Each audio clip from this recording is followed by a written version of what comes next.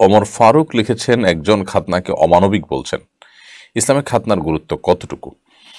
আহ, ইসলামে খাতনার গুরুত্ব অপরিসীম।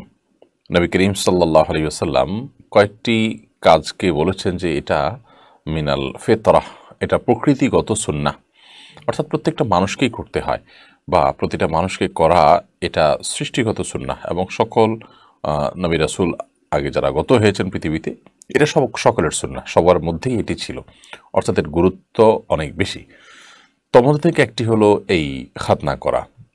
খাতনা করা বা মুসলমানি করা, যেটাকে আমরা বলছি, এটি স্বাস্থ্যের জন্য খুবই প্রয়োজনীয় একটি কাজ এবং এর স্বাস্থ্যগত উপকারিতা অনেক বেশি।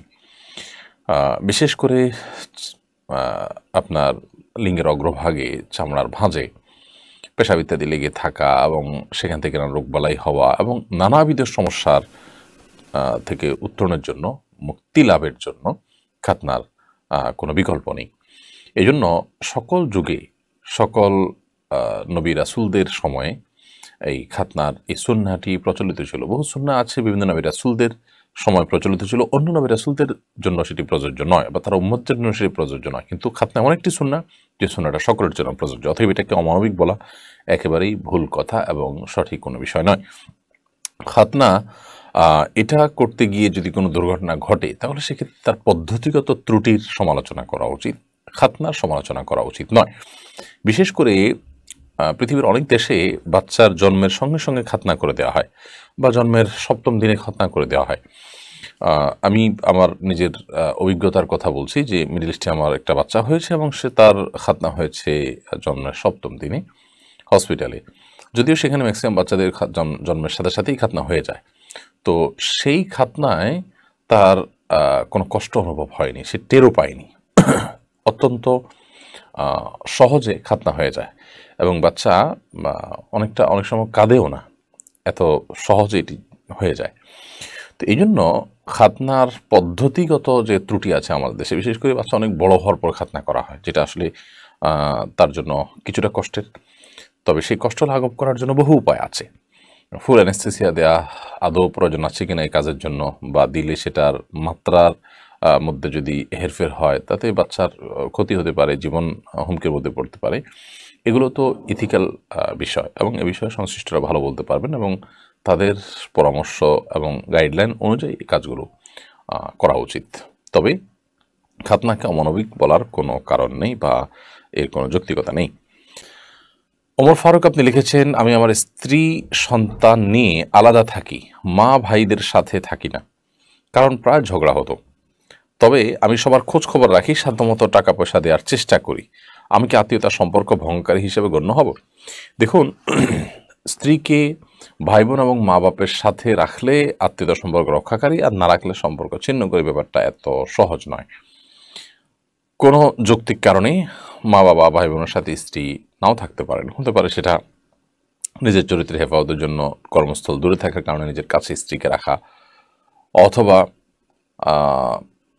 তাদের সাথে একসাথে থাকতে গেলে আপনি যেমনটি বললেন ঝগড়া বিবাদ হয় কিংবা পর্দা রক্ষা করা কঠিন হয়, এসব কারণে যদি আলাদা রাখা হয়, তাহলে সেক্ষেত্রে এর কারণে আপনি আপনার আত্মীয় স্বজনের সাথে সম্পর্ক ছিন্ন করছেন, ব্যাপারটা সেরকম নয়। আত্মীয়র সাথে সম্পর্ক রক্ষা করা, ছিন্ন করার সাথে স্ত্রী তাদের সাথে থাকা না থাকার সম্পর্ক নেই, বরং এর সম্পর্ক এলো যে আপনি যোগাযোগ তাদের সাথে রক্ষা করছেন কিনা।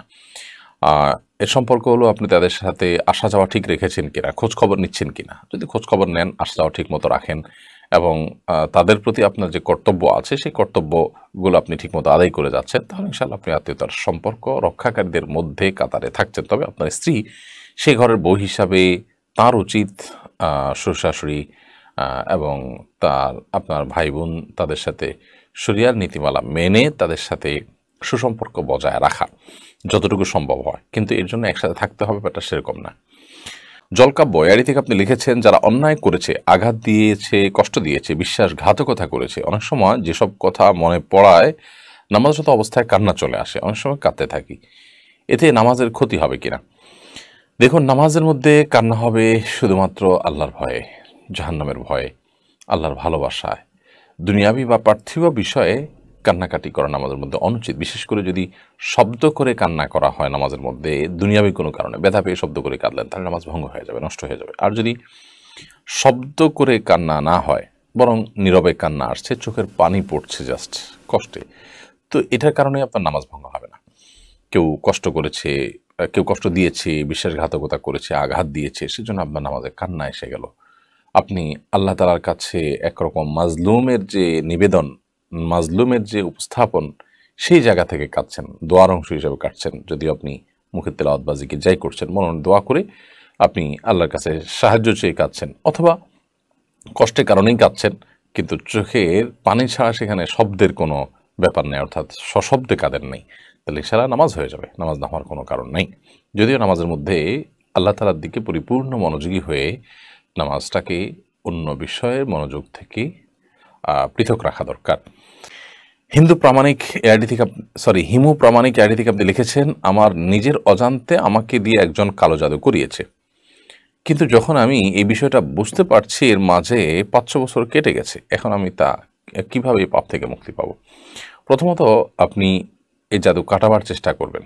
কোনো জিনিসে যদি জাদু করা হয়ে থাকে, সেই জিনিসটা নষ্ট করে ফেলবেন, উত্তোলন করে। অন্য কারোর মাধ্যমে করানো হলে তাকে ধরে হলেও সেই জাদু কিভাবে করা হয়েছে, সেটা কিভাবে নষ্ট করা যায়, সেই চেষ্টা আপনাকে করতে হবে। ওটা নষ্ট করতে গিয়ে যেন আবার জাদুর আশ্রয় নেওয়া না হয়, সেটি খেয়াল রাখতে হবে।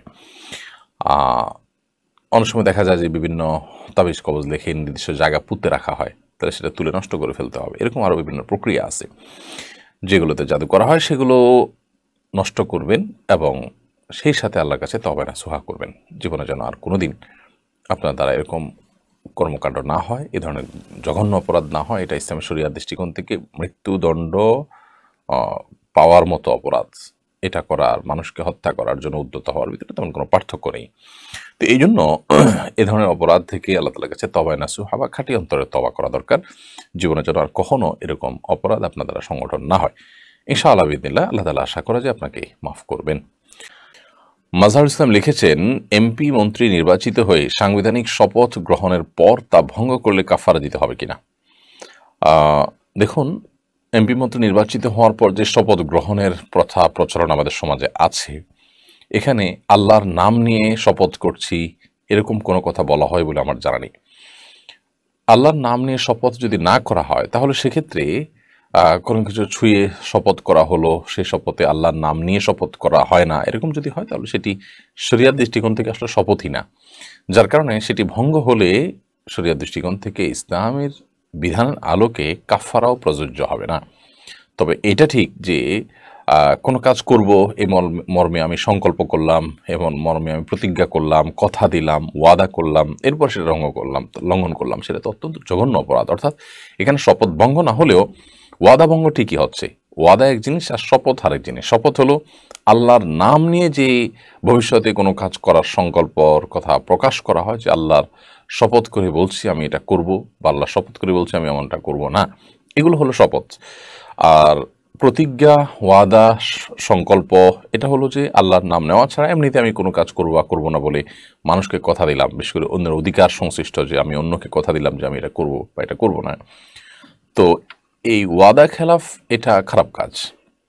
বিশেষ করে অন্য মানুষের সাথে যে আমাদের কোনো প্রমিস করি আমরা, ওয়াদা করি আমরা, সেগুলো যদি লঙ্ঘন করা হয়, ভঙ্গ করা হয়, কথা মানুষের সাথে দিয়ে সেটা নষ্ট করা হয়, তাতে মানুষ ক্ষতিগ্রস্ত হয়, মানুষের সাথে দেওয়া কথার বরখেলাফ করা হয়, তাহলে সেটা মুনাফিকের আলামত। নবী সাল্লাল্লাহু আলাইহি ওয়াসাল্লাম বলেছেন মুনাফিকের কয়েকটি আলামতের কথা, তার মধ্যে থেকে একটা হলো ওয়াইদা ওয়াদা আখলাফা, যখন সে ওয়াদা করে সে ওয়াদার খেলাফ করে, অর্থাৎ ওয়াদা রক্ষা করে না। তাহলে ওয়াদা রক্ষা করা খারাপ জিনিস, ওয়াদা ভঙ্গ করা খারাপ জিনিস, সেটা ভিন্ন বিষয়। বাট আপনার শপথ ভঙ্গ করলে সেটি কাফারা দিতে হবে, এরকম একটা ব্যাপার। ওয়াদা ভঙ্গ করলে কোনো কাফারা নাই, কিন্তু এর কারণে গুনাহ হয়। তো এই জন্য এমপি মন্ত্রী হওয়ার সময় যে শপথ তারা করে থাকেন, সে শপথ তারা ভঙ্গ করে থাকলে, তাদের ওয়াদা ভঙ্গ করলেন, সেক্ষেত্রে তারা গুনাহগার হবেন। বাট শপথ ভঙ্গের যে কাফারা, সেটি তাদের জন্য প্রযোজ্য হবে না। অতএব আপন জায়গায় তাদের এই প্রতিজ্ঞার ভ্যালু ঠিকই আছে, সেটা তাদেরকে অবশ্যই লক্ষ্য করতে হবে।